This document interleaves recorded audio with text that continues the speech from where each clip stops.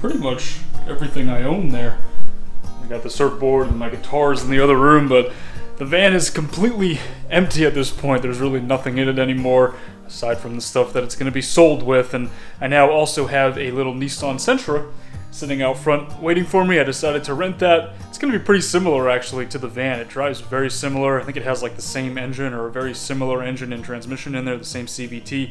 So it should be pretty easy to drive it. It's just a matter of making sure that all this stuff fits in it. That being said, I don't really have that much stuff, so I'm not anticipating having too many problems.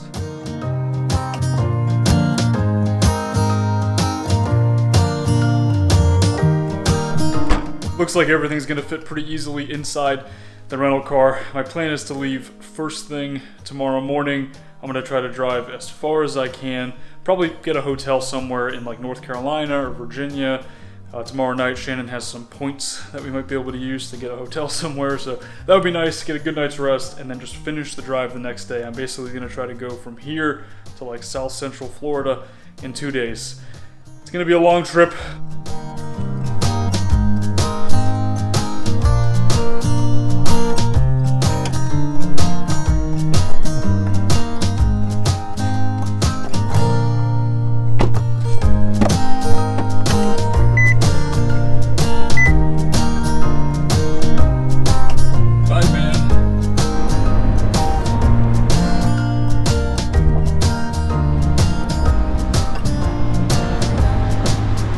Hours down, 21 and a half more to go. Like I said yesterday, it's going to be a long couple of days, but I don't really mind these long drives. And I also downloaded an audiobook yesterday for the first time. I've never actually listened to an audiobook before, so I'm going to give that a try. What else do I have to do over the next 2 full days of driving? My plan for the day today is actually to avoid all the cities. Those of you that have been following along for a while know that I really don't like tolls at all, and going through New York and the Jersey Turnpike and going through Delaware and Baltimore and Washington DC, I mean, you could spend like $50 in tolls going that route, and sure, it's a little bit faster than going around it all, but I generally just kind of prefer to take the old Tappan Zee Bridge. I'm going to hop on 287, go that way towards Harrisburg, Pennsylvania, hop on 81, and then cruise my way down. It does add like 60 or so miles and a little bit of time, but it's a really easy 60 miles. You don't have to worry about traffic usually unless there's like a freak accident or something, and it is just so much easier to not have to pay all those tolls and everything like that.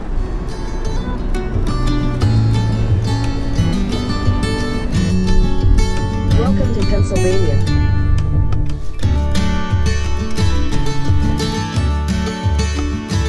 So I'm a little over 7 hours in at this point and still have about 5 more to go to get to where I'm planning to stay tonight. Not so bad though, I'm making pretty good timing, and I'm now in Gettysburg, Pennsylvania. I will say Pennsylvania is absolutely beautiful. And I'm also really liking this car too. Like, it's like really comfortable. It's got all these cool features like cruise control. Apparently I'm getting 41 miles to the gallon. I've been kind of cruising a little bit, not really going too fast, so that's kind of cool. And it's got like dual climate control and all these things.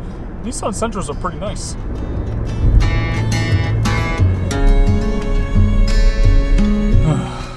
I decided to change up my route a little and get slightly closer to Washington, DC in order to save a little bit of time, and I almost made it through the entire DC area. I'm now on 95 just past Washington, DC, and I hit my first traffic of the trip, which is pretty good. Like, I've been doing pretty well today, like I said earlier, making good timing. It should clear up pretty fast though. My goal for tonight is to get just over the Virginia border into North Carolina. Like I said yesterday, Shannon has some points, some credit card points that she had, some rewards points, so she used that to get me a hotel just over the border in North Carolina. So I've got a few hours left, less than 3 hours to go. Should be pretty good. I'm gonna get in relatively early, check in, get a good night's rest, and then finish the drive tomorrow. It's pretty much the exact halfway point between where I started earlier this morning and where I'm going to end up tomorrow evening.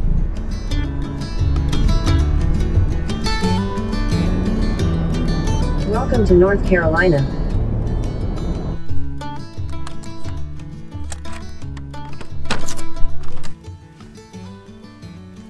It has been kind of weird doing a road trip like this without my van.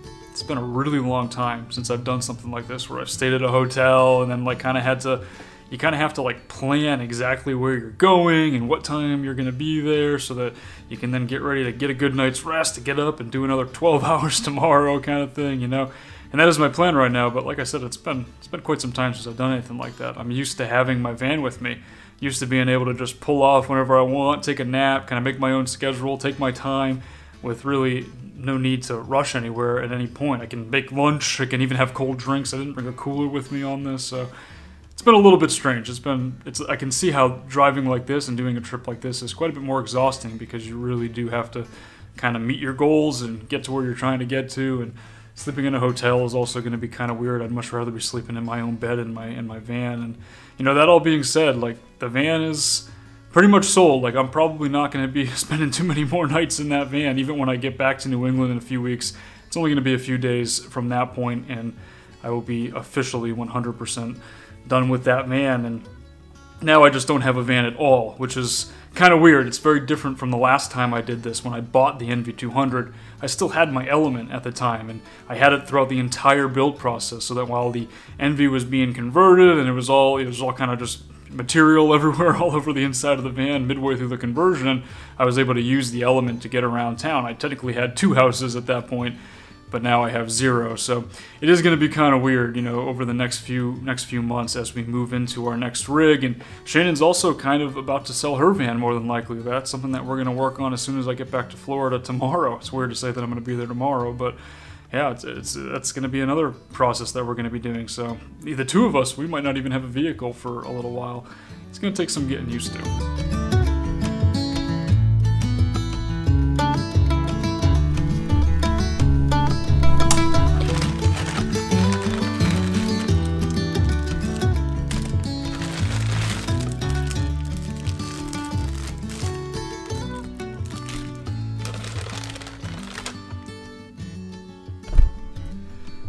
Hotels are not what they used to be.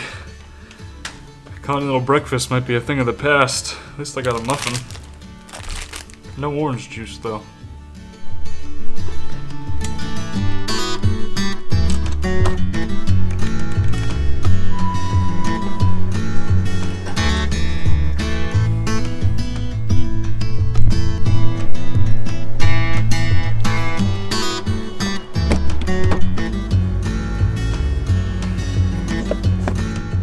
About 12 more hours to go. I'm getting a little bit of a later start today than I did yesterday. It's a little after 8 a.m. Hopefully I'll be in Florida, I don't know, before 10 p.m. That would be ideal, I think. That's a pretty reasonable goal. We'll see how it goes. Welcome to South Carolina. Welcome to Georgia. Welcome to Florida.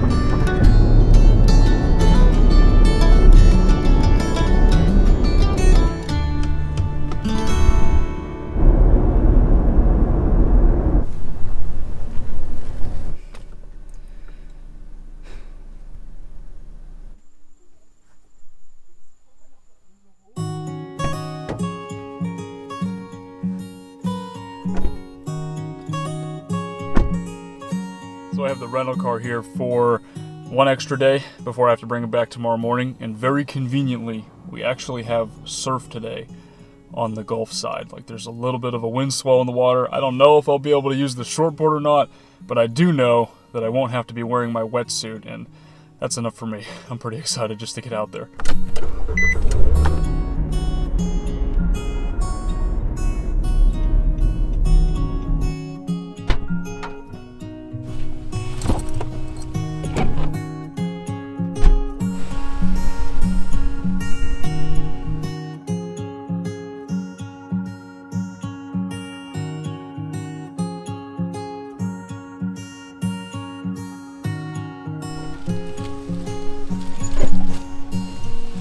Forgot how much I enjoyed surfing the Gulf. It's just pretty special, you know. I mean, the Gulf, it can get good. That being said, most of the time it's like very choppy wind swell like it was today. But even when it's just kind of a crappy wind swell, something that I might not even paddle out for if I was back in New England or in California, for example, folks in California wouldn't even bother with. Here, like, people are taking off the day from work so they can go out and they can surf this mediocre wind swell. But that being said, in terms of golf terms, it was basically firing today. Like, it was actually really fun, and there were some really awesome ones. It's very rewarding getting a decent wave or a good wave on the Gulf, because you do have to work a little bit harder. You kind of have to get a little bit lucky, and you have to know where to go and how to deal with these like very unpredictable wind swells. So I don't know. I'm looking forward to the winter, guys. Like, getting out there today, it reminded me of all the years that I spent living in New Orleans and driving over to Pensacola and Gulf Shores, Alabama, even Grand Isle, Louisiana. Spent a lot of time in Texas as well, surfing in the Gulf in that area. So it'll be fun to be able to spend a winter here.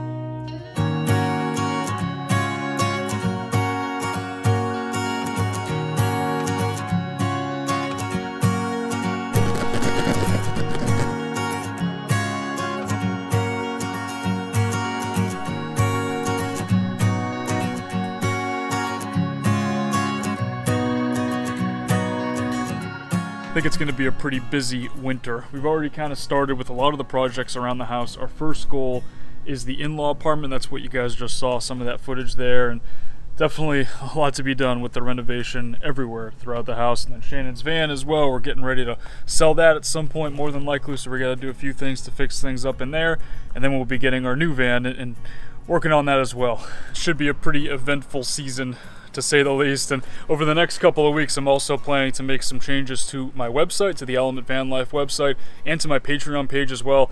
I figure while I don't have another van to build out right now for a couple of weeks, I might as well focus on some of the computer stuff and get ahead on some of that. So these are things that I've been putting off for quite some time. I'm planning to kind of adjust how I do Patreon a little bit. I'm going to be sharing some of these videos early on that platform, as well as doing like ad-free versions of it as well. So if you haven't checked it out, I would definitely recommend heading over there. And as always, I can't thank my existing patrons enough for your support. You are a big part of what keeps this journey going. Thanks for watching, guys. I think this pretty much sums it up for this one. I'll talk to you all in the next one.